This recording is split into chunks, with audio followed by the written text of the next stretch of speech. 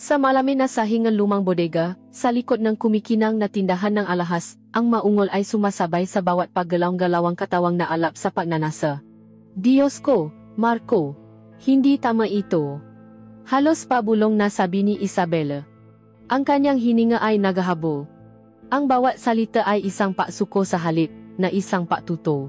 Ang kanyang madaliri, na dati sanay lamang humawa sa mga mamahaling hiyas, ay ngayon ni nakakapit ng mahigpit sa matipunong likod ng binata. Ramdam niya ang bawat hiblangang kalamnan ni Marco, isang lakas na matagal na niyang hindi naramdaman, isang init na gumigising sa natutulog niyang kaluluwa. Ngunit si Marco, sa kanyang kabataan at nagumapaw na pagnanasa, ay mas lalong isiniksik ang kanyang sarili sa ginang, ang kanyang ngalabi ay naghahanap ng daan sa lig nito. Isabela, sabihin mong gusto mo rin ako. Sabihin mo. Ang kanyang bulong ay puno ng pagsamo at paangkin, isang utos na hindi kayang tanggihan ng ngingini na katawan ni Isabela. At doon, sa gitna ng alikabo at malumang kahon, ang mahinang pagtutol ni Isabela ay tuluyang nalunod sa sarili niyang maungol ng kaligayahan, isang paamin sa isang katotohanang matagal na niyang itinatanggi sa kanyang sarili. Nang maglaon, sa kanyang marangyang silit-tulugan na napapalibutan ng salamin at ginto, naupo si Isabela sa harap ng kanyang salamin, ang katawan ay balot sa isang sutlang bata de banyo. Pinagmasdan niya ang kanyang sarili, ang babaeng may-aring na fortuna, ang pinakamalaking alahas sa bayan, ang asawa ng respetadong si Don Ricardo. Ngunit ang makumikinang na diamante sa kanyang mga daliri ay hindi kayang punan ang kahungkagan sa kanyang puso. Muli wala ang kanyang asawa, laging nasa malalayong paglalakbay para sa negosyo, iniwan siyang maisa sa malami at malawak na bahay na ito. Samantala, sa kabilang dakungang bayan, sa isang maliit na bahay na gawa sa pawid at kawayan, nakahiga si Marco sa kanyang papag, ngunit ang kanyang isip ay hindi mapakali. Ang imahe ni Isabela, ang kanyang amoy, ang lambot ng kanyang balat, ang matuno na nilihan niya sa ilalim ng kanyang haplos, ay nakaukit na sa kanyang diwa. Mayroon siyang naramdamang pagsisisi, isang takot sa ginawa nilang kasalanan, ngunit mas nangingibabaw ang isang naalap na pagnanais na muling angkinin ang babaeng iyon, ang babaeng mula sa ibang mundo. Habang ang gabi ay lumalalim sa maliit na bayan, dalawang ilaw ang nanatiling nakasindi, isang malamlam na ilaw mula sa bintana ng mansyon ni Isabela, at isang maliit na kandila sa tahanan ni Marco, dalawang kaluluwang pinaisa ang isang bawal na pagnanasa, na hindi alam ang madilim na landas na kanilang tinatahak. Ang araw na iyon ay isa sa mga araw na tila ba ang langit ay may sariling galit sa lupa. Ang sikat ng araw ay parang latigo, humahampas sa balat at nakpapapawis sa sinumang maglakas loob na lumabas ng bahay. Ngunit sa loob ng La Fortuna, ang tindahan ng alahas ni Isabela, ang mundo ay iba. Dito, ang lami na nakmumula sa ayakon ay isang yakap, isang paalalang ngarangaan at kapangyarihan na kayang talunin ang baksi ng likasan. Si Isabela ay nakatayo sa likod ng kanyang estanteng salamin, pinamamasdan ang mga empleyadong abala sa paglilinis at paayos ng mga alahas na kumikinang sa ilalim ng artipisyal na liwanag. Ngunit ang kanyang isip ay wala ron. Naramdaman niya ang isang pamilya na pakabagot, isang kahungkagan na hindi kayang punan ng lahat ng ginto at diamante sa kanyang paligid.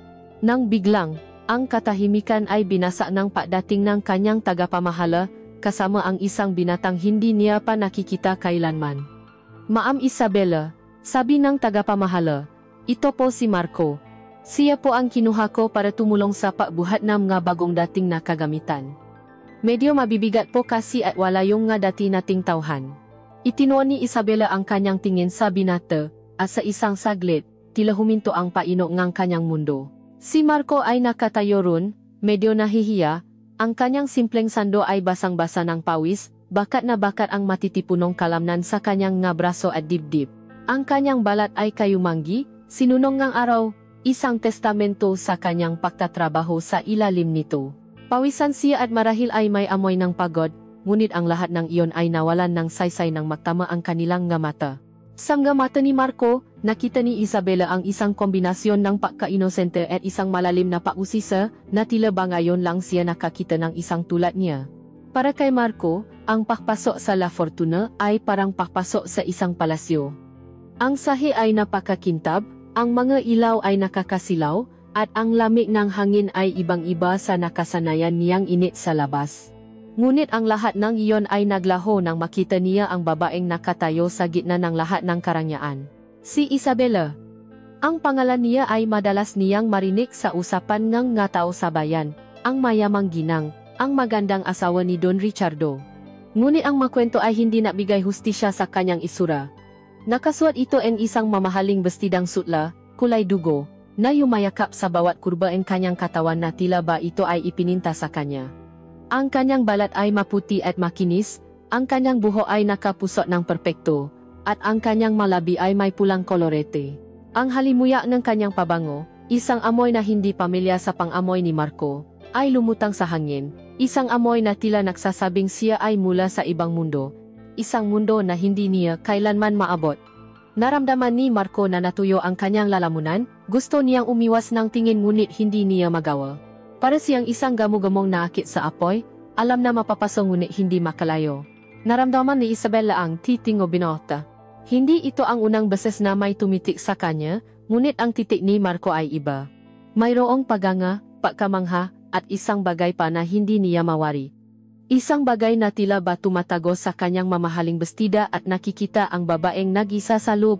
Sa halip na mainis, nakaramdam siya ng isang kakawang kili, isang bagay na matagal na niyang hindi nararamdaman. Tiningnan niya ang binata mula ulo hanggang paa, ang matipunong katawan, ang mga braso na halatang sanay sa mabibigat na gawain, at ang pawis na kumikinang sa kanyang noo. Siya ang kabaliktaran ng kanyang asawa, na ang katawan ay lumalambot na dahil sa katandaan at sa buhay na puro negosyo. Sa isang iglap, isang ideya ang pumasok sa isip ni Isabela, isang ideyang medyo mapaglaro at mapanganib. Sige, sabi niya sa kanyang tagapamahala, ang kanyang boses ay kalmado ngunit may diin. Pero gusto kong siya ang mabuhat na mapinakamabibigat na kahon sa bodega. Tingnan natin kung talagang ang malakas siya. Naramdaman niya ang bahagyang pakabigla ng kanyang tagapamahala, ngunit wala itong nagawa kundi sumunod. Marco, utos ni Isabela, ang kanyang tingin ay diretso pa ring nakatutok sa binata, sumunod ka sa akin. Bawat hakbang ni Isabela papunta sa bodega ay may kasamang indayok ng kanyang balakang. Isang paggalaw na sinadya niya upang lalong makuha ang atensyon ng binatang nakasunod sa kanya. Alam niyang pinapanood siya nito. Ramdam niya ang mga mata nito sa kanyang likuran, isang tinging nakpapainit sa kanyang batok. Sa loong bodega na medyo madilim at amoy alikabok, itinuro niya ang isang hilarangang malalaking kahon sa sulok. Iyan, sabi niya. Buhatin mo iyan lahat at ilipat mo sa kabilang dako. Naumpisang mabuhat si Marco. Sa bawat paangat niya ng kahon, ang nga ugat sa kanyang braso ay lumilitaw, ang kanyang nga kalamnan sa likod ay tumitigas. At ang pawis ay mas lalong bumubuhos mula sa kanyang katawan. At si Isabela, nakasandal lamang sa pader, ang nga braso ay makasalikop sa kanyang dibdib, pinapanot ang bawat galaw niya.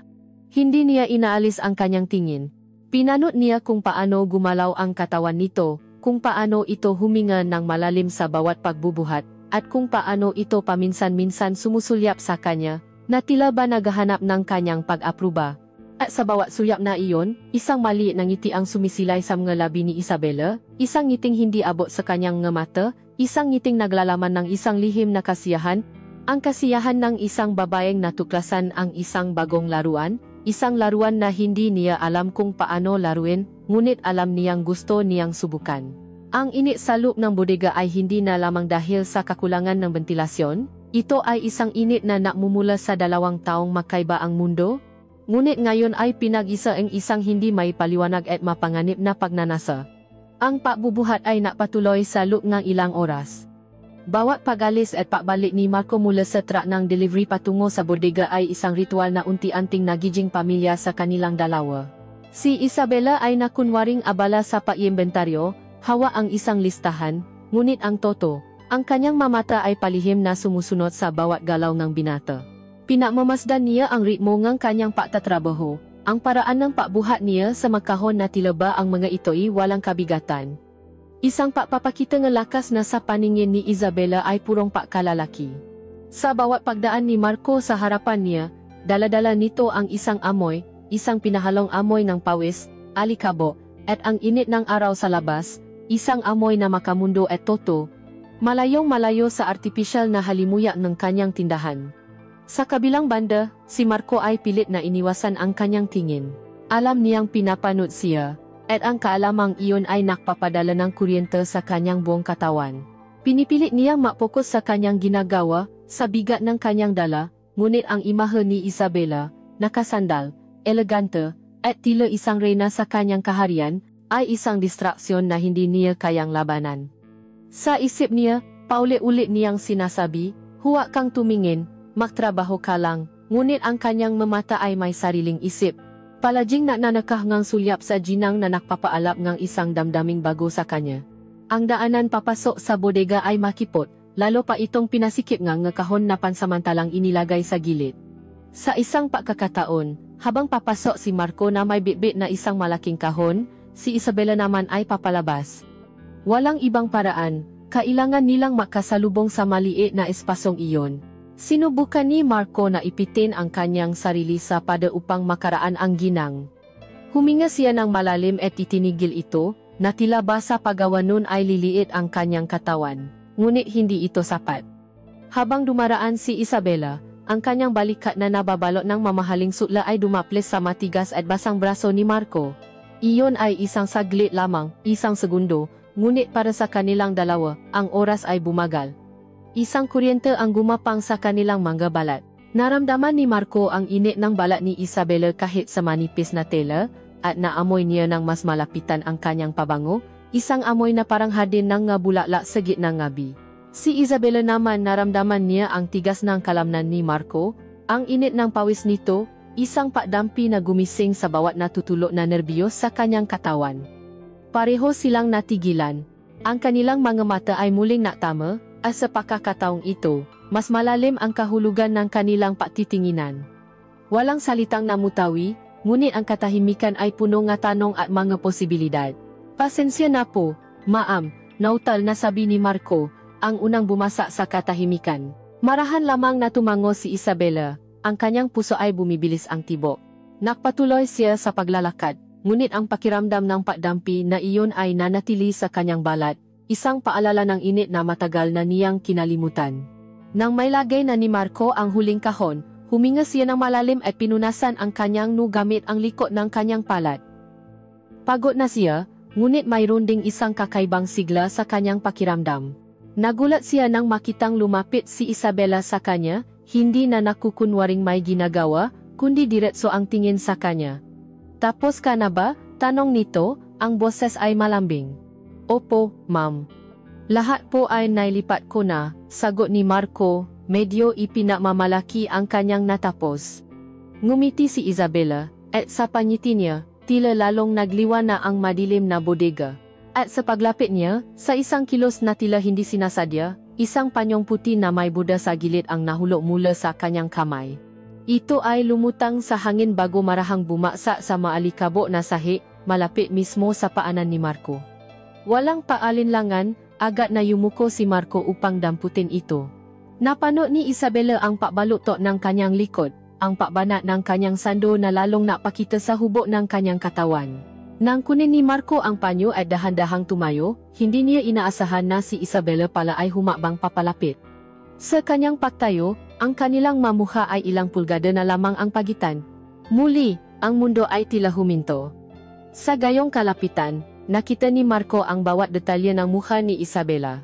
Nakita niya ang maliliit na guhit sa gilid ng mga mata nito, ang kislap ng ginto sa kanyang talukap, at ang paraan ng bahagyang pagbuka ng kanyang mapupulang labi. Ang kanyang amoy ay mas matindi ngayon, nakakalango, at halos makalimutan ni Marco kung paano huminga. Si Isabela naman, nakita niya ang butil niyang pawis na dahan-dahang gumugulong sa sentido ni Marco. Nakita niya ang kanyang sariling refleksyon sa madilim na mga mata nito, mamatang puno en pakalito, paknanasa, at pagalang. Naamoy niya ang totoong amoy nito, ang amoy ng pagod at lakas ng isang lalaki, isang amoy na sa hindi malamang dahilan ay nakita niyang kaakit-akit. Inilahat ni Marco ang panyo. Ang kanyang magaspang na kamay ay isang malaking kaibahan sa kalinisan at lambot ng tela. Nang kunin ito ni Isabela, sinadya niyang haplusin ang kanyang gadaliri. Isa na namang kislap ng kuryente ang dumaan sa kanilang dalawa. Hinawakan ni Isabela ang panyo, ngunit ang kanyang mga mata ay nanatiling nakatitig kay Marco. Isang mapaglarong ngiti ang sumilay sa kanyang mga labi. Salamat, Iho, sabi niya, ang kanyang boses ay halos isang bulong. Malakas ka pala talaga. Ang masalitang iyon, bagamat simple, ay tumama kay Marco, na parang kidlat. Ang pagtawa sa kanya ng iho ay naparamdam sa kanya ng kanyang kabataan, ngunit sa paraan ng pagkakasabi ni Isabela, mayroon itong halong pagnanasa, na tila ba ang kanyang kabataan at lakas ay isang bagay na hinahangat nito.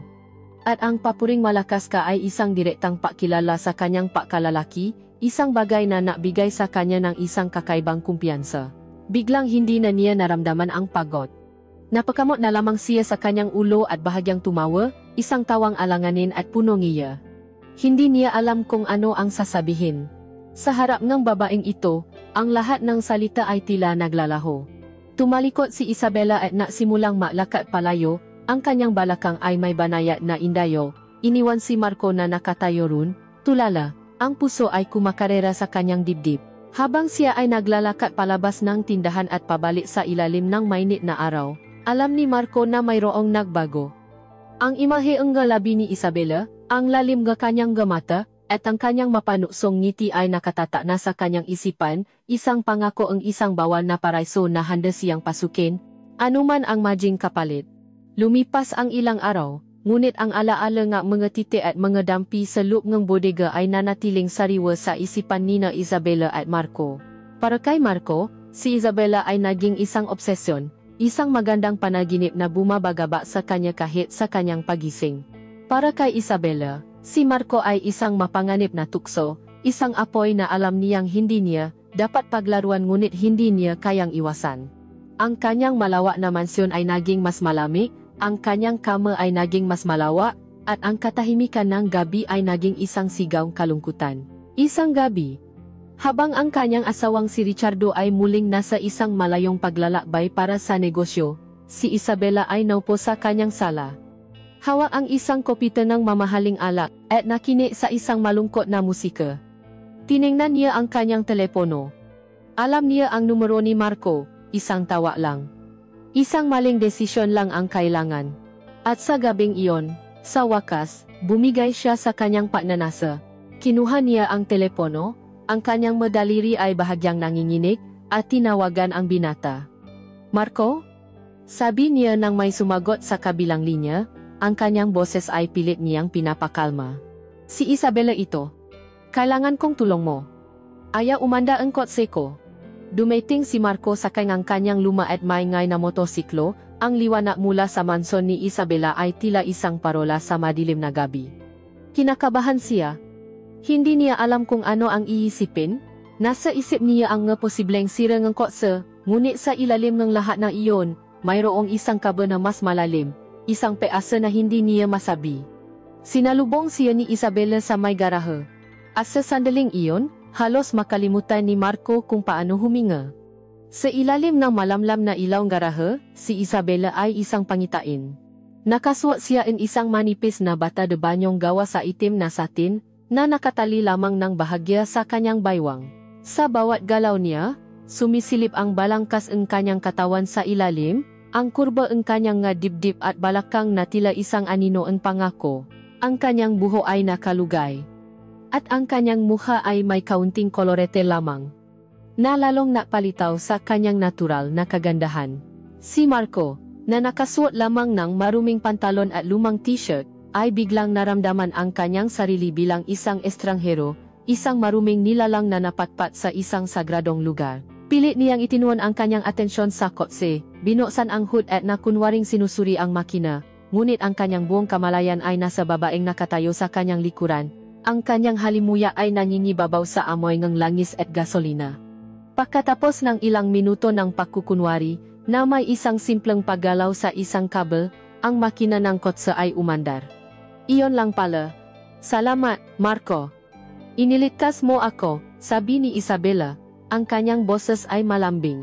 Akmang alis na si Marco, sasakay na sa kanyang motorsiklo upang takasan ang nakakabaliw na sitwasyon, nang pigilan siyang ginang.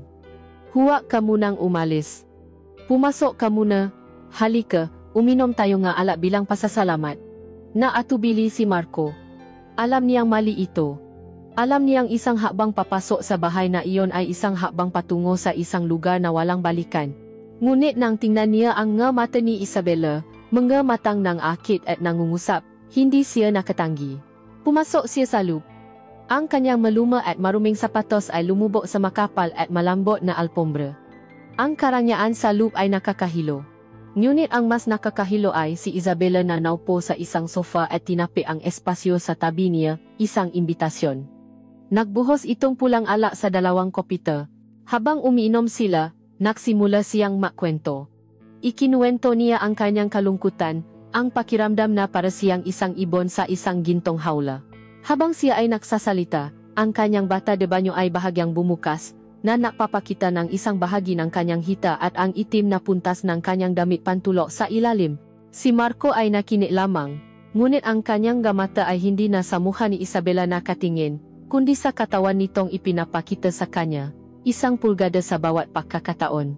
Ang ala ay napapainit sa kanyang dugo, napapalakas ng kanyang loop, at unti-unting binubura ang linya sa pagitan ng tama at mali. Sa kanyang paggalaw upang muling layan ng ala ang kanilang magkopita, sa isang kilos na tila sinadyang ngunit pinalabas na isang aksidente, natabi ni Isabela ang kanyang sariling baso. Ang pulang ala ay tumapon sa kanyang itim na satin na damit, bumababa sa kanyang dibdib, sa kanyang tiyan, at sa kanyang hita. Ang madilim na likido ay gumawa sa tela na mas lalong dumikit sa kanyang balat, na tila isang pangalawang balat na nakpapakita ng lahat ng nasa ilalim. Naku, sabi niya na may halong pakagulat, ngunit ang kanyang nga mata ay nagsasabi ng ibang kwento. Ang dumi. Tumingin siya kay Marco, isang tinging puno ng kahulugan. Marco, tulungan mo ako. Ang kanyang boses ay halos isang pabulong. Kumuha siya ang isang serbilyeta at iniabot ito sa binata. Nangingini ang nga kamay ni Marco habang kinukuha niya ito. Lumuhod siya sa harap niya. Ang kanyang puso ay dumadagundong sa kanyang dibdib. Dahan-dahan niyang sinimulang punasan ang ala sa hita ni Isabela. Ang satin ay malamig at madulas, ngunit sa ilalim nito, ang balat ng ginang ay nag-aalap sa init. Nang ang kanyang magaspang na mga daliri ay sumaya sa makinis na balat ni Isabela, isang ungol ang kumawala sa mga labi ng ginang. Napatinggala si Marco. Ang nga mata ni Isabela ay nakapikit, ang kanyang ulo ay nakasandal sa sofa, ang kanyang ngalabi ay bahagyang nakaawang. Dito, nawala na ang lahat ng pag-aalinlangan. Dito, ang pagnanasa na kanilang pinipigilan ay sumabo. Binitawan niya ang serbilyeta. Isabela, ang pangalan niya ay isang ungol mula sa lalamunan ni Marco. Sinunggaban niya ang mga labi nito sa isang halik na hindi na naghihintay, isang halik na puno ng pananabi at pag-angkin. Sa una, mayroong bahagyang patutol mula kay Isabela. Marco, sandali. Mali ito. Bulong niya sa pagitan ng gahali. Ngunit ang kanyang gasalita ay walang lakas. Walang katotohanan. Dahil ang kanyang katawan ay nasasabi ng iba, yumayakap ng mahigpit kay Marco, ang kanyang mga daliri ay humahaplos sa buhok at likod nito. Binuhat siya ni Marco na parang wala siyang kabigatan. Isinupsop niya ang kanyang muha sa lig at dibdib nito. Isabela, ang bango mo, ang bango-bango mo. Paulit-ulit niyang sinasabi na parang isang dasal. Dinala siya nito sa makapal na alpombra, nagawa sa balahibo na hayop sa harap ng palamuting siminea.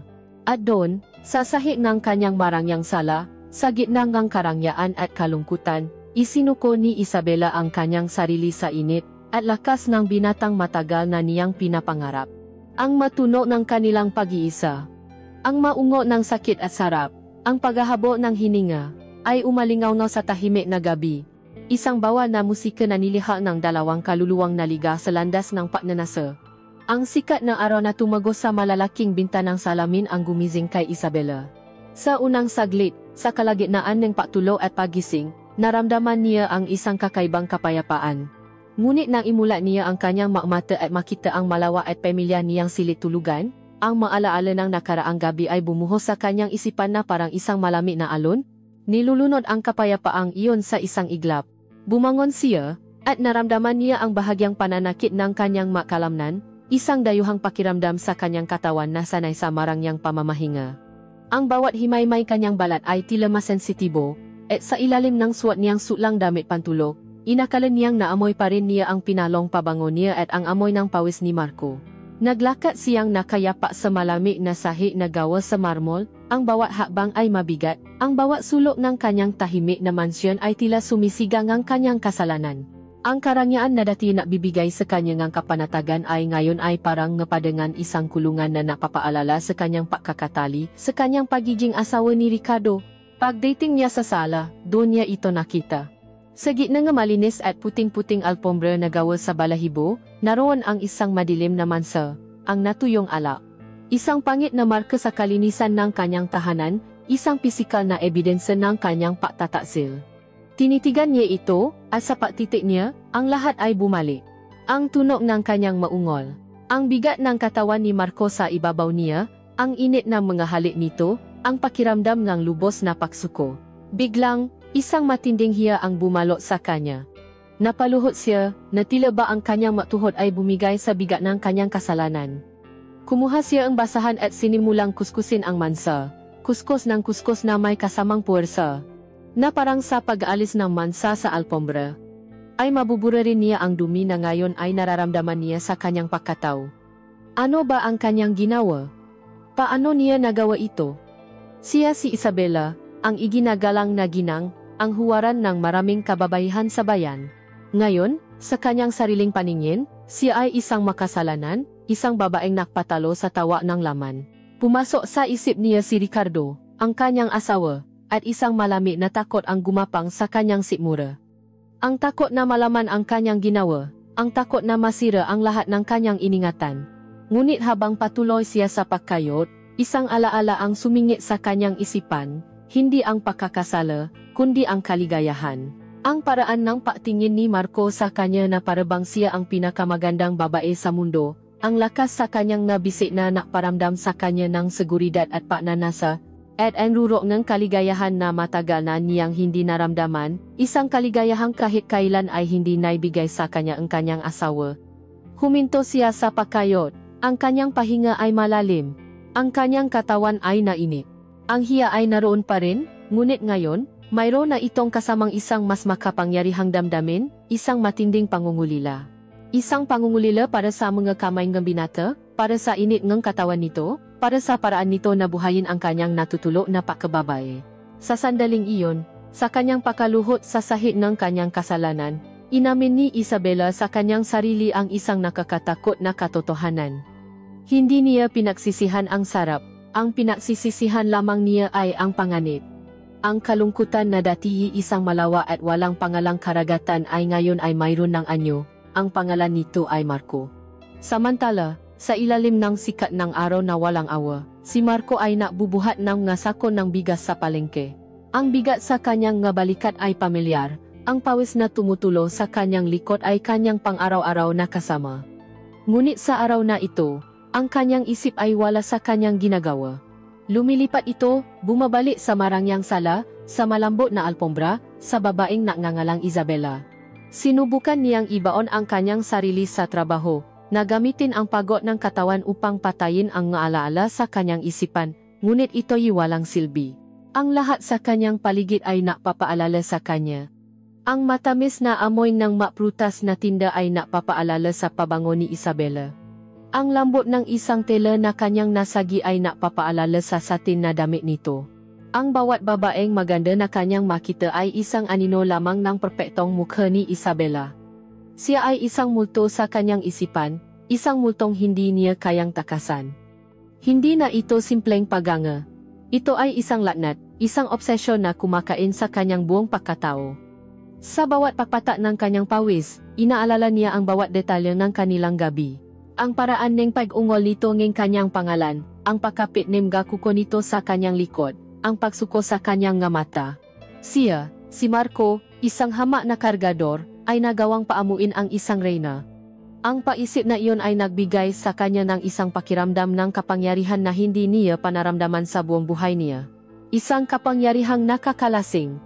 Ang kaunting pagsisisi na kanyang naramdaman ay natabunan na isang naumapaw na pagnanais. Nang matapos ang kanyang trabaho, umuwi siya sa kanilang maliit na bahay.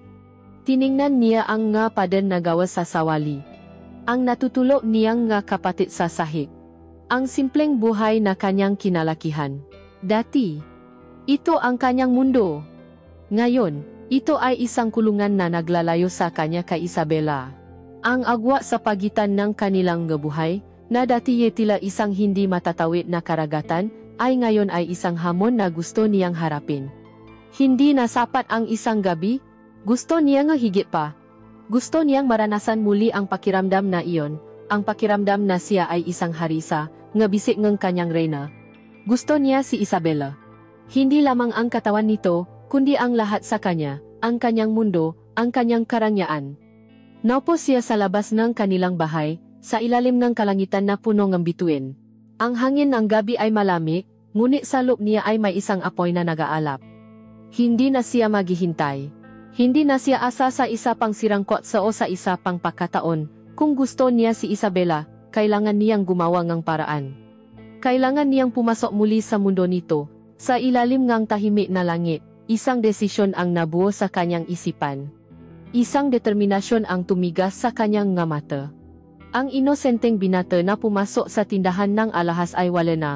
Ang naiwan ay isang lalaking ginigising ang isang mapanganib na obsession, isang lalaking handang gawin ang lahat upang makuha ang kanyang gusto.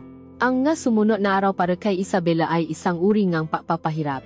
Ang kanyang katawan, na minsan nang natikman ang isang bawal na kaligayahan, ay ngayon ay naghahanap-hanap nito na parang isang uhaw na tao sa gitna ng disyerto. Ang bawat gabi ay mas lalong lumalamig, ang bawat pag-iisa ay mas lalong mabigat.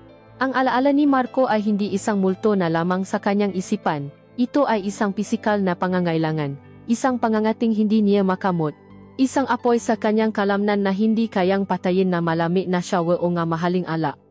Sinubukan niyang labanan.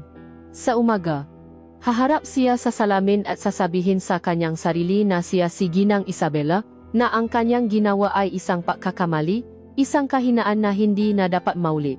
Ngunit sa paglipas ng mahapon, habang siya ay napapaligiran ng makumikinang, ngunit walang buhay na alahas, ang kanyang determinasyon ay unti-unting naupos. Ang kanyang katawan ay may sariling alaala, isang alaalang mas makapangyarihan kaysa sa kanyang isipan. Isang gabi, hindi na niya nakayanan. Ang pagtitimpi ay sumabo na parang isang dam na bumigay. Kinuha niya ang kanyang telepono, ang kanyang puso ay kumakarera. Ang kanyang mga daliri ay nangingini habang tinatype niya ang isang maikling mensahe, isang mensaheng walang paalinlangan, walang pakukunwari, isang purong utos ng pagnanasa. Bodega. Mamayang gabi. Pagkasara ng tindahan. Iyon lamang.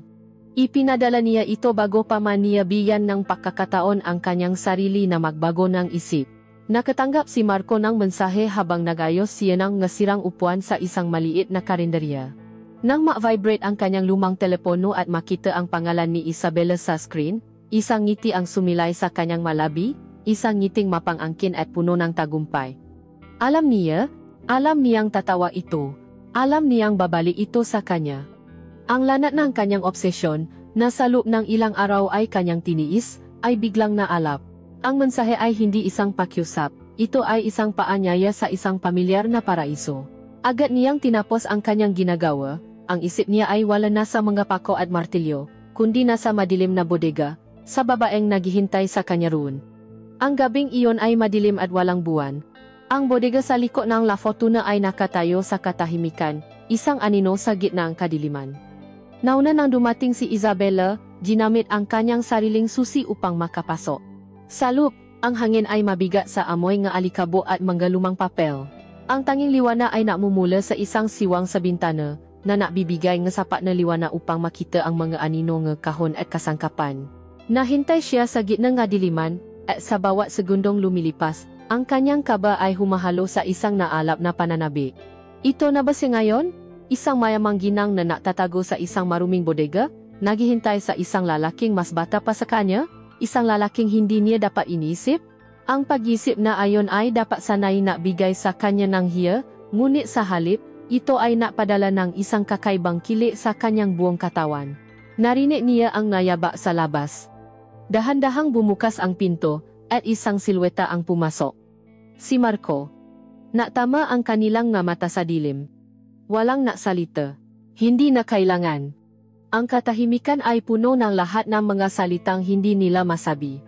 Ang hangin ay naging mas makapal, mas mabigat, puno ng kuryente. Humakbang si Marco palapit sa kanya, ngunit itinaas ni Isabela ang isang kamay, isang senyas na huminto ito. Sa gabing ito, siya ang may kontrol. Nakasuot siyang isang konserbatibong blusa na may mataas na kuwelyo at isang lapis na palda na hanggang tuhod, ang kanyang karaniwang kasuotan bilang isang negosyante. Ngunit sa ilalim ng unipormeng iyon ay isang sikreto, isang sandata, sa harap ni Marco, na nakatayo lamang at nakmamasid. Dahan-dahan niyang sinimulang tanggalin ang ngabutones ng kanyang blusa. Isa-isa. Ang kanyang magalaw ay mabagal, sinasadya, ang kanyang mamata ay hindi umaalis sa pagkakatitik kay Marco. Ito ay isang palabas. Isang striptease na hindi malaswa, kundi puno ng kapangyarihan. Si Marco ay parang isang estatwa, hindi makagalaw. Pinanot niya ang bawat pagtanggal ng butones, ang kanyang pahinga ay bumibigat.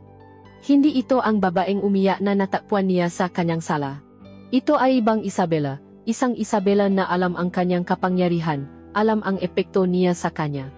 Nang tuluyang bumukas ang blusa, isang bagay ang lumitaw sa dilim. Ang matingkat na pulang nganyang kaswatang panloob na gawa sa puntas. Isang kulay ng apoy, isang kulay ng paknanasa, na isang malaking kaibahan sa kanyang maputlang balat at sa kanyang malamig na panlabas na anyo. Ang pulang bra at panty ay tila isang siga sa gitna ng katahimikan ng bodega. Hinubat niya ang kanyang palda, hinayaan itong bumaksak sa sahi sa paligid ng kanyang nga paa. Ngayon, nakatayo siya sa harap ni Marco, suot lamang ang pulang puntas at ang kanyang mataas na takong. Ang tanawing iyon ang bumasa sa lahat ng pagpipigil ni Marco.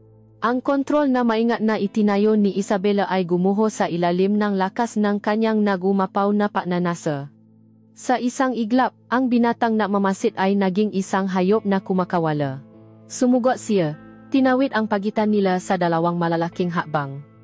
Ngunit hindi niya ito hinakan ng marahan. Hindi niya ito hinubaran ng may pag-iingat. Ang kanyang pasensya ay naubos na. Hinawakan niya ang dalawang gilid ng nakabukas na blusa at hinila ito ng buong lakas. Ang tunog ng napupunit na tela ay umalingaw-ngaw sa tahimik na bodega, ang nga butones ay tumalsik sa sahig. Itinulak niya si Isabela pasandal sa isang tumpok ng matitigas na kahon na gawa sa kahoy. Ang gaspang ngang kahoy ay dumikit sa kanyang hubat na likod. Ikinulong niya ang mukha nito sa kanyang makamay. "Akin ka, Isabela," ungol niya. Ang kanyang boses ay malalim at magaspang, hindi isang tanong, kundi isang deklarasyon, "Akin ka lang ngayong gabi." At sinunggaban niya ang mga labi nito sa isang halik na gutom, marahas, at puno ng pag-angkin. Ang kanilang pag-isa sa gabing iyon ay hindi malambing. Ito ay apurahan. Ito ay agaran. Ito ay isang pagsabong nga lahat ng kanilang pinigilang pagnanasa. Ang lamig nga kahon. Ang init ng kanilang nga katawan. Ang pinahalong amoy ng alikabok at pabango. Ang tunog ng kanilang nga pahinga at mga ungol. Ang mahinang paugangam nga kahon sa bawat galaw nila. Lahat ay namistulang isang magulo ngunit perpektong simponya ang kasalanan. Wala ng pagkukunwari. Wala ng nga dahilan. Ito na sila ngayon, 2 taong natatago sa dilim, pinaisa ng isang paknanasang mas malakas kaysa sa kanilang takot, mas matindi kaysa sa kanilang konsensya. Ang isang beses na pagkakamali ay naging 2, ang 2 ay naging 3, hanggang sa ang kanilang ngalihim na pakikita ay naging isang mapanganib na ritual, isang adiksyon na pareho nilang hindi kayang o ayaw nang itigil. Ang bodega na dati kanilang tanging takpuan ay naging isa na lamang sa maraming lugar kung saan nila pinapatay ang kanilang pakauhaw sa isa-isa. May magabi na ang kanilang takpuan ay ang mamahaling kotse ni Isabela, nakaparada sa isang madilim at malayong lugar, kung saan tanging ang buwan at ang mga bituin ang nakasaksi sa kanilang naalap na pagnanasa sa loob ng malambot na katat na upuan. May mga pagkataon din na napupunta sila sa isang mura at walang pangalang motel sa dulo ng bayan, isang lugar na amoy panlinis at pinaglumaan. Para kay Isabela, ang bawat pagpasok sa ganitong lugar ay isang sampal sa kanyang karangyaan, isang pagbaba sa kanyang sariling pedestal, ngunit ang lahat ng iyon ay nawawalan ng saysay sa sandaling maramdaman niya ang ngabisik ni Marco na pumupulupot sa kanya. Sa lugar na iyon, hindi siya si Ginang Isabela, ang may-ari ng La Fortuna. Siya ay isang babae lamang, isang babaeng napapatangay sa agos ng isang bawal na pag-ibig. Sa paglipas ng mga linggo at buwan, hindi lamang ang dalas ng kanilang pakikita ang nagbago. Mayroong isang mas malalim at mas nakakabahalang pagbabago na nangyayari, partikular na kay Marco. Ang binatang mahiyain at magalang na unang pumasok sa kanyang tindahan ay unti-unting naglalaho. Sa bawat pag-isa nila, mas nagiging palagay ang kanyang look. Ang kanyang mahali ay naging mas mapang-angkin, ang kanyang mahaplos ay naging mas mapahanap. At hindi nagtagal. Ang kanyang nga bibig ay nagsimulang humingi hindi lamang ng ngahalik at yakap. Nagsimula ito sa isang simpleng pahiwatig. Isang gabi, pagkatapos ang kanilang mainit na pagtatali sa bodega, habang sila ay nakbibihis sa dilim, kaswal na nabanggit ni Marco ang tungkol sa pagkakasakit ng kanyang ina at ang kanilang mautang sa gamot. Nakita ni Isabela ang pagkakataon na maging higit pa sa isang kalaguyo na maging isang tagapagligtas. Walang pag-aalinlangan, binuksan niya ang kanyang pitaka at binigyan ito ng malaking halaga. Sa una, mayroong pakukunwaring patanggi mula kay Marco, ngunit sa huli ay tinanggap din niya ito na may kasamang isang matamis na pasasalamat at isang mas matinding paglalambing sa gabing iyon. Iyon ang unang pagtawid sa isang bagong hangganan. Ngunit ang isang pahiwatig ay nasundan ng isang direktang hiling. Mga bagong damit, dahil ang maluma niya ay sira-sira na. Isang bagong sapatos, dahil gusto niyang makasabay sa itsurangang mabinatang nakikita niya sa mall. Isang bagong telepono, para mas madali silang makapausap. At si Isabela, na parabang isang taong lulong sa droga, ay ibinigay ang lahat ng ito ng walang tanong. Ang bawat hiling na kanyang pinabibigyan ay tila isang bayad para sa kaligayahang naidudulot sa kanya ni Marco. Isang bahagi niya ang natutuwa. Natutuwa siyang bihisan si Marco, nahubugin ito mula sa isang simpleng taganayon patungo sa isang binatang may itsura at dating. Ang pagbabagong ito, sa kanyang paningin, ay isang testamento ng kanyang kapangyarihan, ng kanyang pagmamahal. Ngunit mayroon ding isang bahagi niya na nagsisimulang makaramdam ang isang malamig na kaba. Ang inosenteng kislap sa mga mata ni Marco ay napapalitan na ang isang kislap ng pagkaganit. Ang kanyang mga ngiti ay hindi na kasing dalisay ng dati. Ang kanyang mga paglalambing ay tila mayroon ng presyo. Isang araw, habang sinusukatan nila ng damit si Marco sa isang mamahaling department store sa kalapit na siyudad, isang bagay ang napabago sa lahat para kay Isabela. Pagkatapos niyang bayaran ang isang tumpok ng polo shirt at pantalon, sa halip na mapasalamat, narinig niya si Marco na bumulong, bakit ito lang? Yung relo sa kabilang estante, mas maganda. Sa sandaling iyon, para siyang binuhusan ng malamig na tubig. Bigla niyang nakita ang katotohanan. Hindi na ito pagtulong. Hindi na ito paglalambing. Ito ay isang transaksyon. Siya ang bangko, at si Marco ang kumukuha ng pera. Ang kanilang relasyon, na nagsimula sa isang purong pisikal na atraksyon, ay nababahiran na ngayon ng kasakiman. Ang pagnanasa ay naging isang negosyo, nagsimula siyang makaramdam na siya ay ginagamit. Na ang magabing puno ay net at ungol ay hindi na dahil sa pagnanasa, kundi isang pagganap mula kay Marco, isang pagganap na may katumbas na salapi at mga material na bagay. Tinangka niyang kausapin ito isang gabi. Marco, sabi niya nang may paingat, parang pera ko na lang ang habol mo. Ang reaksyon ni Marco ay hindi galit, kundi isang bagay na mas masahol pa, isang malami at kalkuladong manipulasyon. Tinitigan siya nito, at isang malungkot na ngiti ang sumilay sa kanyang ngalabi, mga labing pinaganda ng mamahaling pagkain na binili ni Isabela.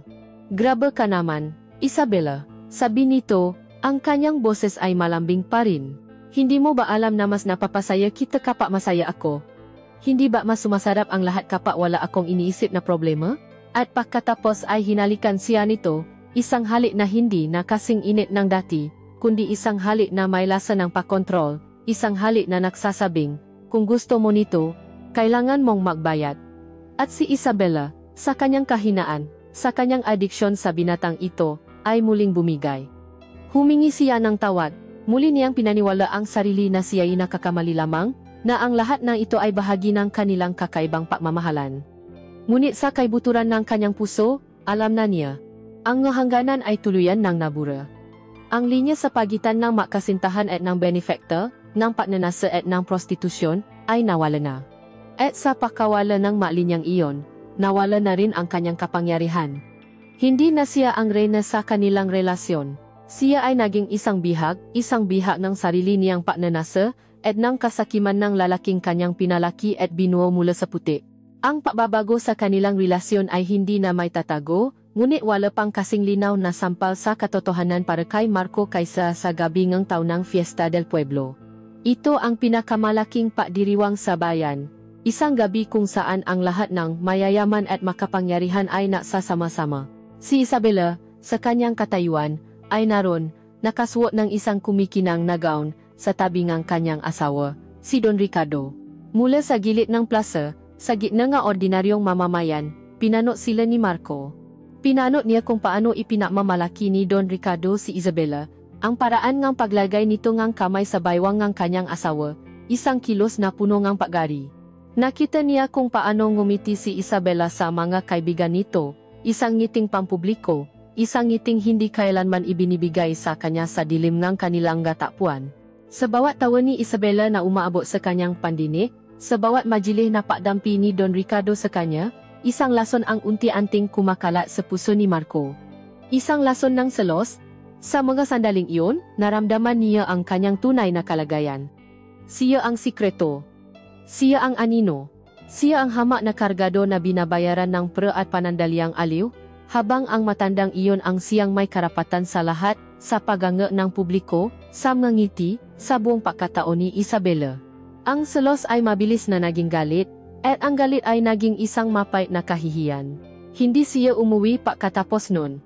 Napunta siya sa isang maliit na tindahan at uminom ng alak, baso-baso, hinahayaan ang bawat lago na palakasin ang apoy sa kanyang dibdib. Habang lumalalim ang gabi, ang kanyang galit ay naganap ng mapabubuntunan. At isa lamang ang nasa isip niya. Hindi na siya nagabalang tumawag o mag-text. Dala ang alak at nang alap na emosyon, tinungo niya ang mansyon ni Isabela. Hindi siya dumaan sa tarangkahan. Umakyat siya sa mataas na pader sa likuran, isang paglabak, isang papasok sa isang teritoryong hindi para sa kanya. Natagpuan niya si Isabela sa hardin, sa tabi ng kumikinang na swimming pool, na isa sa isang silang yari sa yanto. Katatanggal pa lamang nito ng kanyang nga alahas, nakasuot pa rin ng kanyang mamahaling gown, ngunit ang kanyang mukha ay balot na muli ng pamilya na kalungkutan. Ang kapayapaan ng gabi ay biglang nabasa nang lumabas si Marco mula sa anino nga halaman. Nagulat si Isabela. Marco, anong ginagawa mo dito? Paano ka nakapasok? Ngunit ang matanong niya ay sinagot ng katahimikan. Ang Marco na nasa harap niya ay hindi ang Marco na kanyang kilala. Ang nga mata nito ay nalilisik sa galit, ang kanyang hininga ay amoy alak. Bago pa man siya makasigaw, hinablot na siya ni Marco sa braso.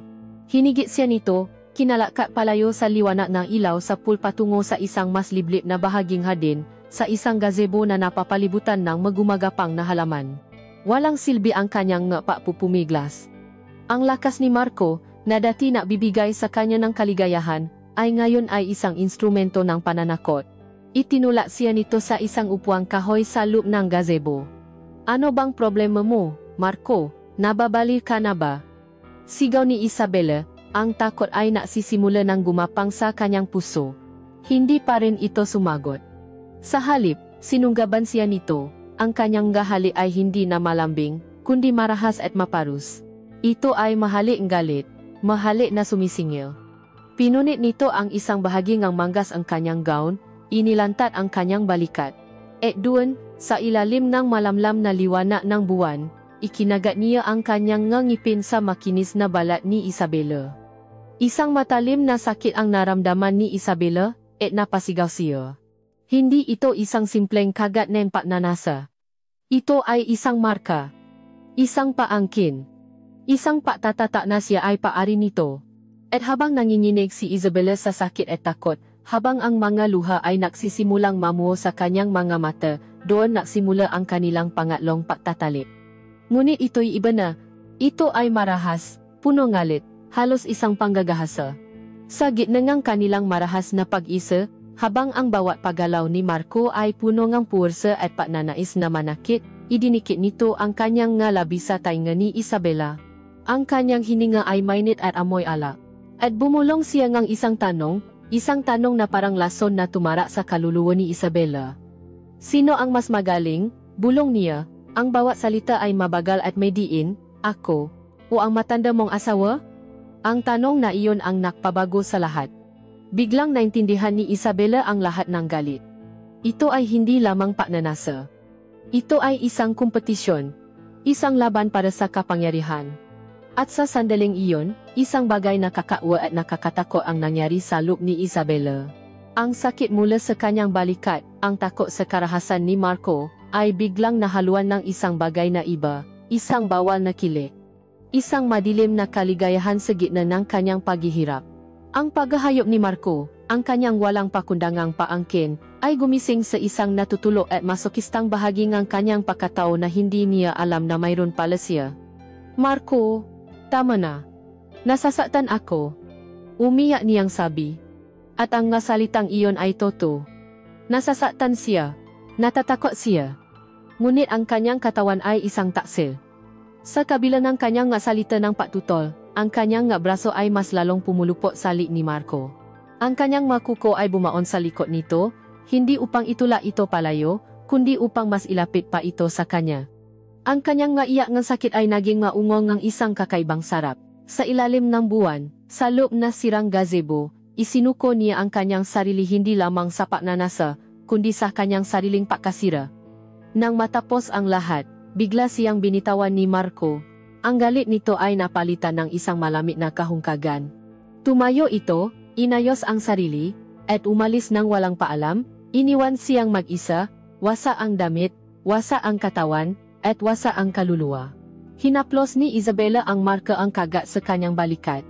Masakit ito, at alam niyang mag-iwan ito ang paklat. Isang paklat na habang buhay niyang dadalhin, isang paalala ng gabing iyon, ang gabi kung saan ang kanilang bawal na pagnanasa ay tuluyan ng naging isang mapanganib at nakakalason na sakit. Ang lason, kapag kumalat na, ay hindi na may babalik sa bota. At ang sikreto nina Isabela at Marco, na minsang nakakulong lamang sa apat na sulok ng magamadidilim na silid, ay unti-unti nang kumakalat sa buong bayan na parang isang epidemya. Ang unang senyales ay ang pagbabago kay Marco. Ang dating kargador na kontento na sa kanyang kupas na sando at pantalon ay ngayon ay madalas nang makitang nakasuot ng mamahaling polo shirt, mabagong maong, at sapatos na kumikinang.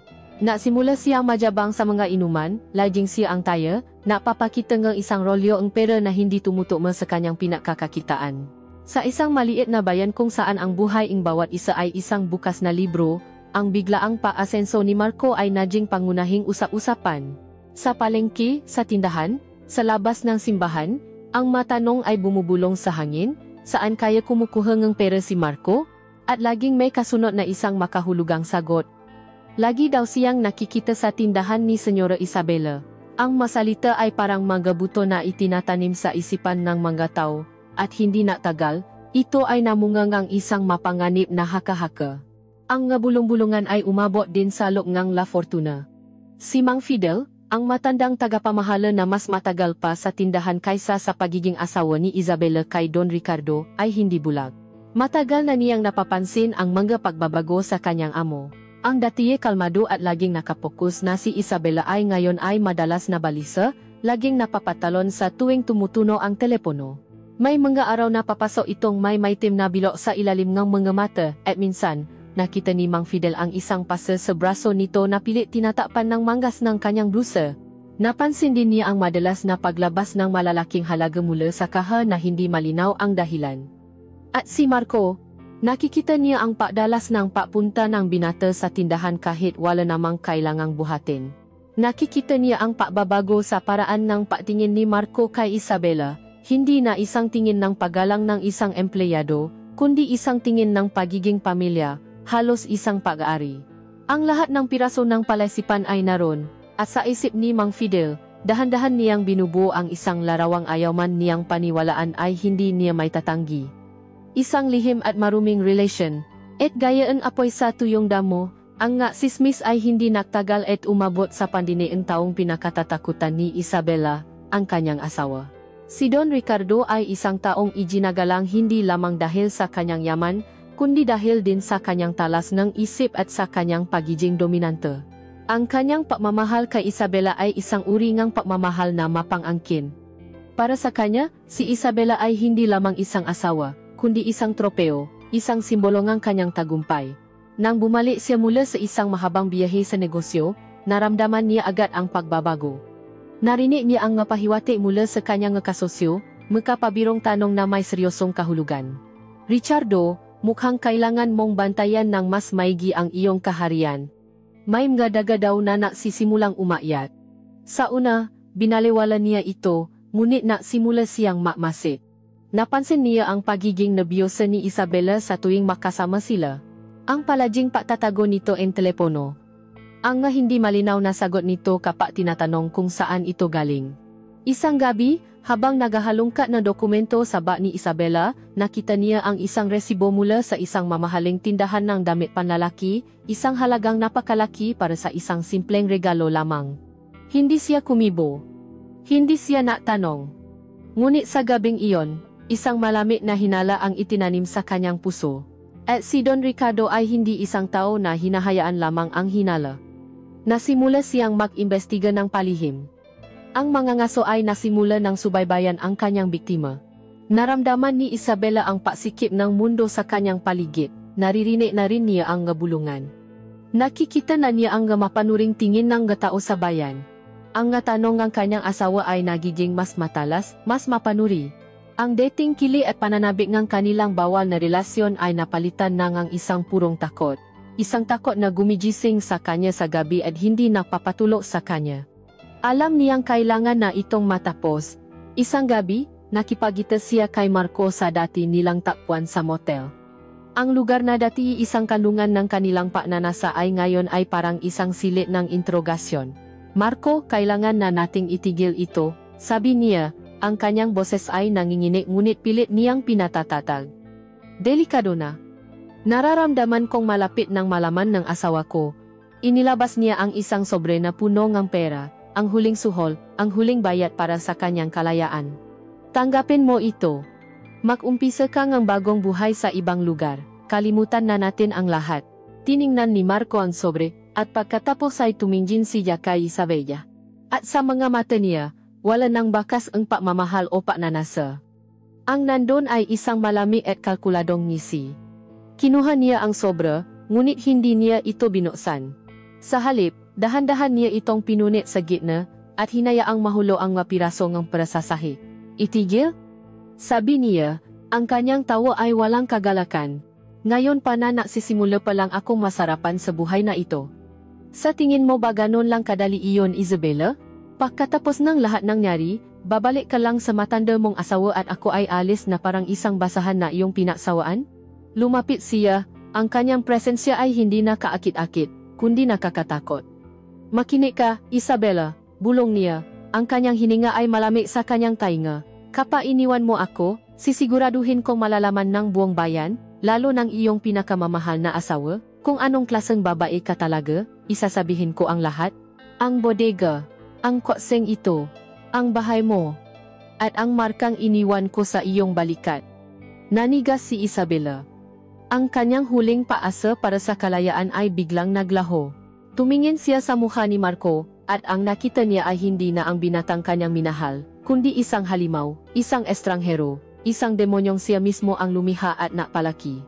Siya ay isang bilanggo. At ang rehas ng kanyang kulungan ay hindi na lamang ang kanyang kasal, kundi pati na rin ang lalaking ito na ngayon ay hawak na ang kanyang buhay sa mga palat nito. Siya ay nasa gitna ng dalawang mapanganib na lalaki, at wala na siyang matatakbuhan. Ang banta ni Marco ay isang tanikalang bakal na ipinulupo sa alik ni Isabela.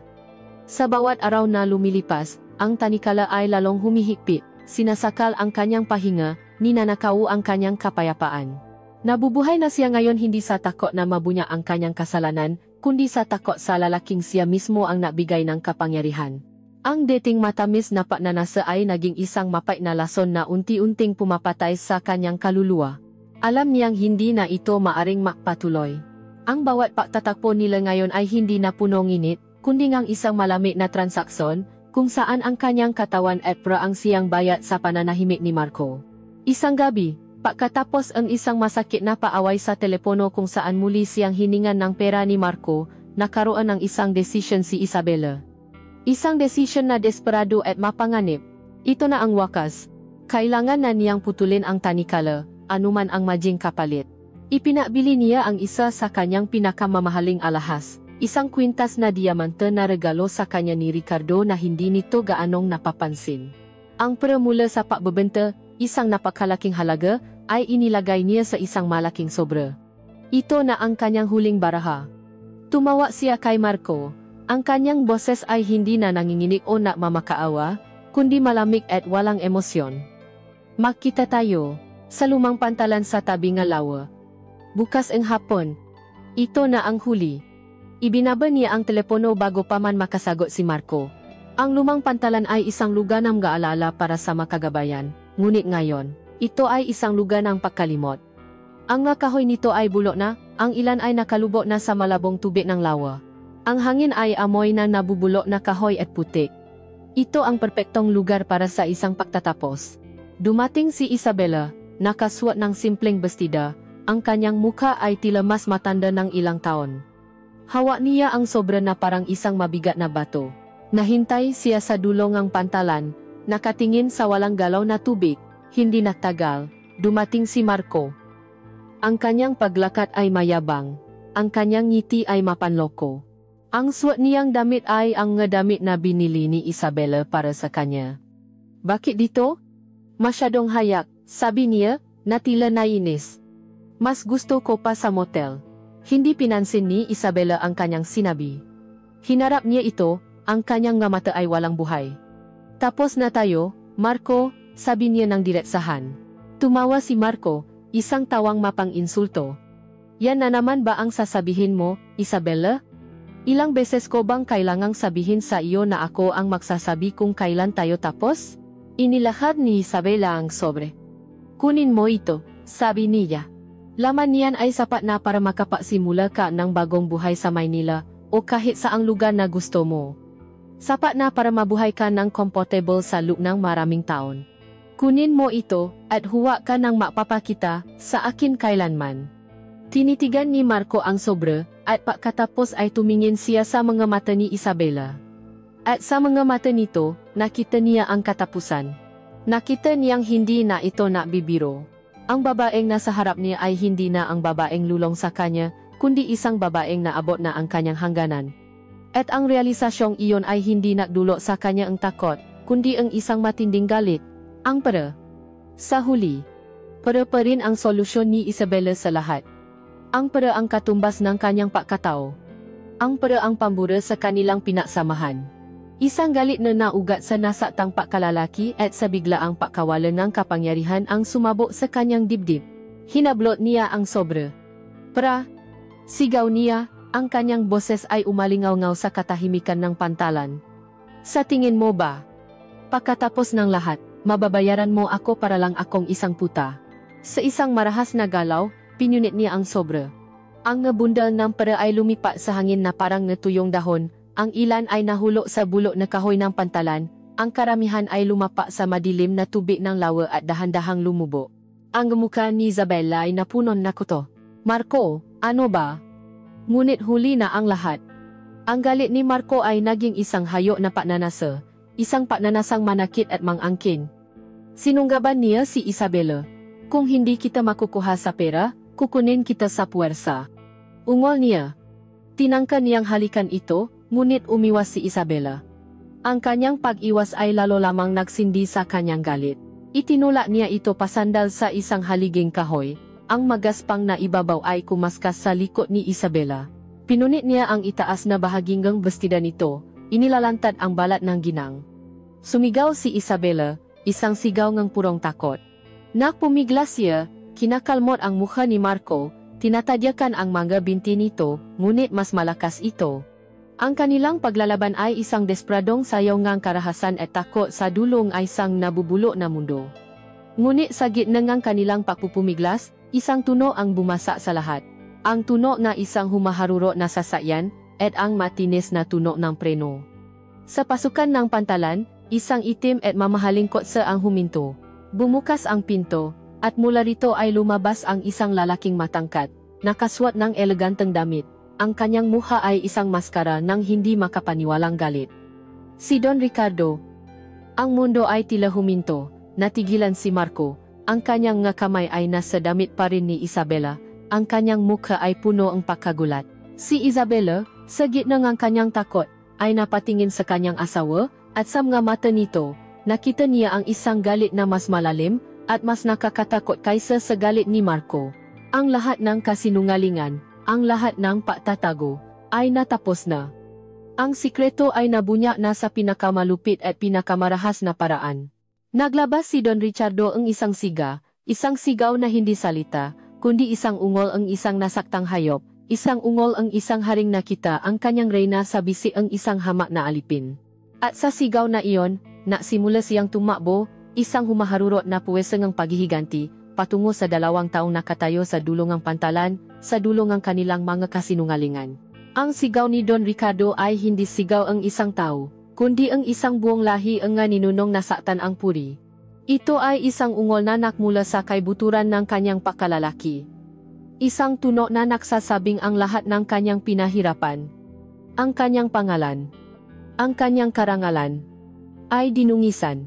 Sa kanyang pagtakbo sa kahabaan ng pantalan, ang bawat yabat niya sa nabubulo na kahoy ay isang dagundong, isang paparating na bagyong galit. Walang salita, walang tanong. Pagdating niya kay Marco, ang kanyang unang kilos ay isang malakas na suntok, isang suntok na dala ang bigat ng kanyang kayamanan, kapangyarihan, at pagtataksil na nararamdaman. Tumalsik si Marco, bumaksak sa sahig ng pantalan, ang kanyang labi ay agad na pumutok. Ngunit ang kabataan at lakas ni Marco ay mabilis na bumawi. Mula sa pagkagulat ay sumibol ang isang desperadong pangangailangan na mabuhay. Mabilis siyang tumayo at sumugot din pabalik. At doon, sa dulong ng mundo para sa kanilang tatlo, nagsimula ang isang brutal na laban. Hindi ito isang laban ng husay, kundi isang laban ng purong galit at takot. Ang bawat suntok ni Ricardo ay may kasamang ungol ng isang nasaktang asawa. Ang bawat ganti ni Marco ay may kasamang sigaw ng isang taong naipit sa sitwasyong hindi na niya kontrolado. Para kay Isabela, ang lahat ay isang magulong panaginip. Ang lalaking minsan niyang minahal at ninasa sa makaibang paraan ay ngayon ay 2 hayop na napapatayan sa kanyang harapan. Ang tunog ng kanilang nga suntok, ang pagkrak ng kahoy sa tuwing may bumabaksak sa barandilya, ang kanilang nga mura at ungo, ay isang nakakabinging ingay na pumupuno sa kanyang isipan. Tama na. Itigil niyo na yan, sigaw niya, ngunit ang kanyang boses ay tinangay lamang ng hangin, walang saysay, hindi naririnig. Siya ang sentro ng lahat na ito, ngunit sa sandaling iyon, siya ang pinakawalang kapangyarihan sa lahat. Sa isang marahas na patula, parehong bumaksa ang 2 lalaki, at sa kanilang paggulong, natumba si Isabela. Ang kanyang tuhod ay tumama sa matigas na kahoy. Ang sakit ay napabalik sa kanya sa katotohanan. Mula sa kanyang kinabaksakan, nakita niya ang paangat ng laban. Sa kabila ng kanyang edad, ang galit ni Don Ricardo ay nabigay sa kanya ng isang dipangkaraniwang lakas. Napailalim niya si Marco, at ang kanyang makamay na sanay lamang pumirma ng kontrata at humawak ng kopita ng alak, ay ngayon ay nasa lik ni Marco.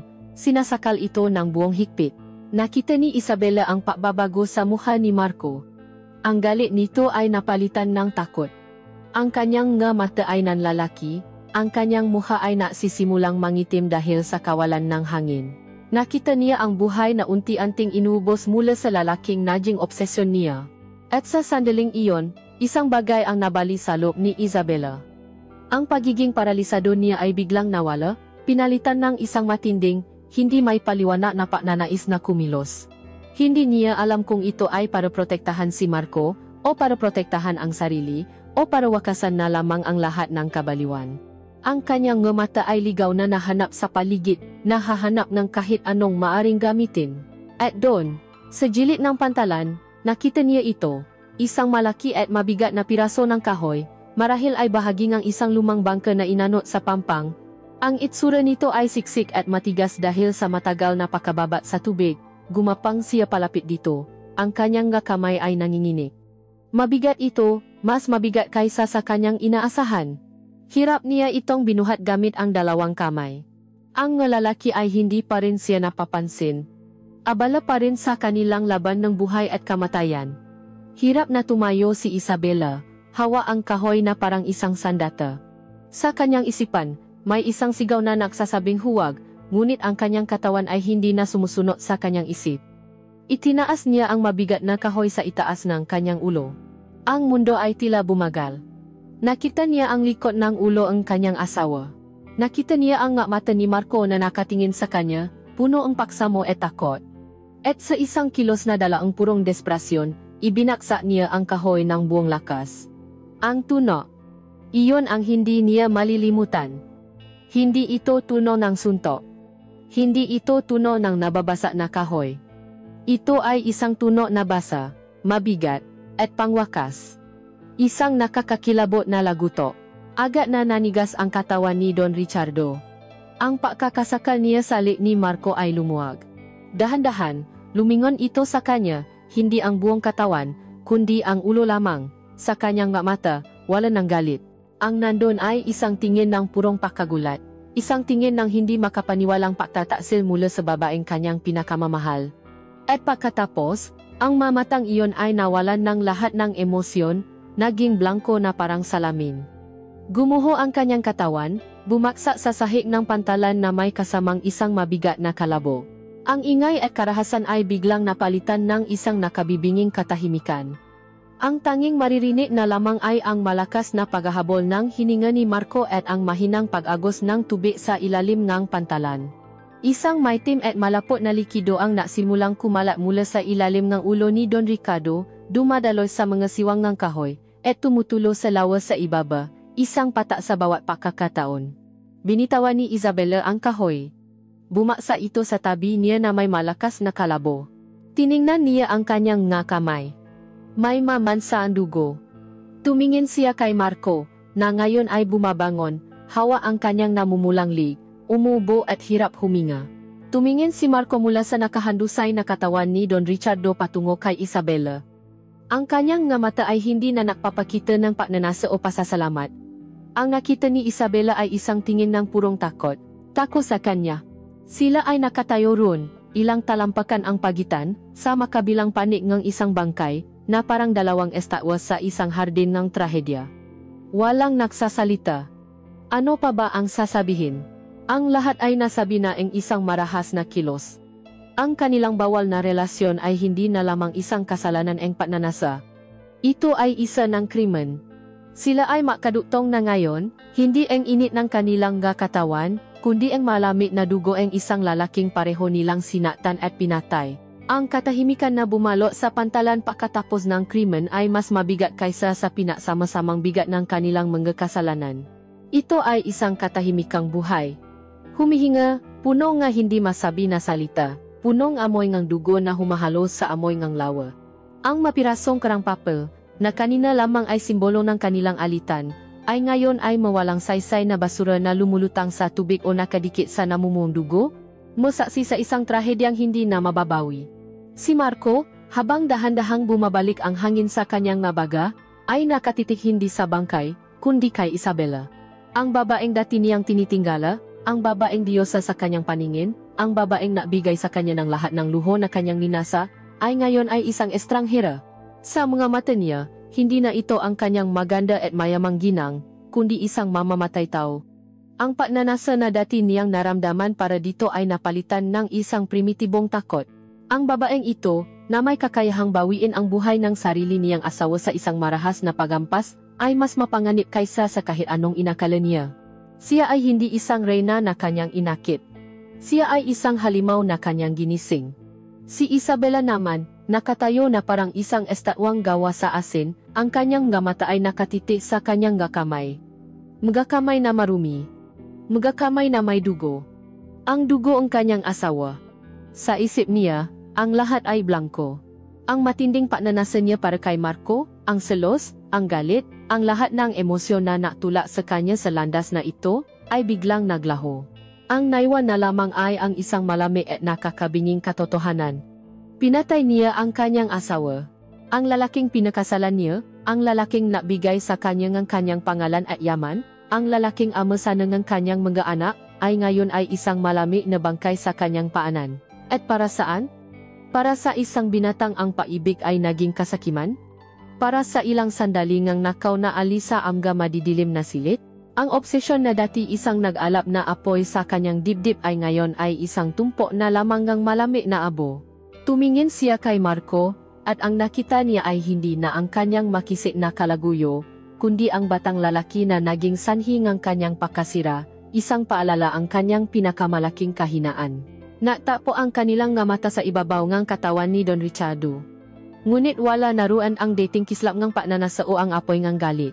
Ang naron ay isang tingin ng dalawang estranghero. Dalawang kasabwat sa isang krimeng hindi nila parehong binala ngunit pareho nilang niliha. Sa tingin na iyon, isang hindi masabi na kasunduan ang nabuo. Ang sila na binuong kanilang gahali at magaungol ay patay na. Ang ipinanganak mula sa dugong ito ay isang bagong sila, isang tambalang binuo sa takot at sa isang sikretong habang buhay nilang dadalhin. Ang lahat ng dati mahalaga, ang agwat sa kanilang edad, ang estado sa buhay, ang sismis ng gataw, ay ngayon ay walang kwenta kumpara sa isang katotohanang mas malaki pa sa kanilang lahat. Sila ngayon ay makasama sa krimen. Isang bikis na mas matibay pa kaysa sa kasal, mas malalim pa kaysa sa pag-ibig, at mas madilim pa kaysa sa kamatayan. Ano na ang susunod? Ano ang gagawin ng dalawang kaluluwang binalot ng dugo at pagsisisi? Tatakbo ba sila, magtatago sa dilim habang buhay, habang ang anino ng kanilang kasalanan ay walang pagod na humahabol sa kanila sa bawat sulok ng mundo? Susubukan ba nilang itago ang bangkay, ibaon ito kasama ng kanilang nga sikreto, at makunwaring walang nangyari, habang ang bawat pagtunog ng telepono at bawat katok sa pinto ay nagdudulot ng isang matinding kaba? O susuko sila sa batas? Haharapin ang parusa para sa isang gabing puno ng panyanasang nawi sa isang habambuhay na trahedya? Ang matanong na iyan ay nananatiling nakabitin sa mabigat na hangin ng pantalan, matanong na hindi nasasagutin ng kwentong ito. Dahil ang kwento ay hindi natatapos sa isang sagot, kundi sa isang imahe. Ang imahe ni Isabela at Marco, nakatayo sa ilalim ng papalubo na araw, dalawang anino na pinaghihiwalay ng isang bangkay, habang ang gabi ay dahan-dahang lumalamon sa lahat ng liwanag. Sa huli, ang kwento nila ay isang paalala. Isang paalala na ang pananasa ay isang apoy. Maari itong magbigay ng init sa isang malamig na gabi, ngunit kung hahayaang lumaki at hindi makontrol, kaya nitong tupukin ang lahat, ang karangalan, ang pamilya, ang kinabukasan, at maging ang buhay. Nasimula ang lahat sa isang simpleng pangangailangan, ang pangangailangan ni Isabela para sa kalinga at ang pangangailangan ni Marco para sa paangat. Ngunit nang ang mga pangangailangang iyon ay idinaan sa isang bawal na landas, ito ay nanganak ng isang trahedya. Sapat ba ang ilang sandali ng nakaw na kaligayahan upang ipapalit sa isang kawakasang puno ng kadiliman? Iyan ang tanong na iwan sa atin ng hangin, habang ang dalawang anino ay nananatiling nakatayo sa pantalan, makasama ngunit habang buhay ng maisa, sa simula ng isang gabi na hindi na mag-umaga.